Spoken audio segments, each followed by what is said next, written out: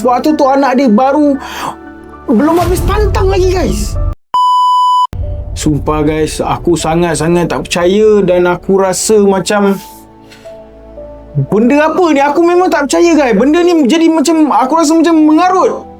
Sebab guys, daripada kes ni tak sama langsung dengan perwatakan dia guys. Okey. Dan dia ni seorang yang sangat sayangkan bini dia guys, apatah lagi anak dia guys. Tapi benda ni tiba-tiba muncul dalam WhatsApp time tu, dan ramai kawan-kawan dalam tu cakap, ini dia ke? Ini dia ke? Dan aku sendiri pun tak percaya guys. Padahal kan, dalam grup WhatsApp tu, aku antara salah seorang paling rapat dengan dia. Dan aku memang tak percaya gila guys. Kau bayangkan, dia ni orang yang sangat baik, yang selalu orang kata ingatkan kau pasal untuk buat kebaikan, tinggalkan benda-benda kejahatan dia guys. Dia banyak tolong aku guys.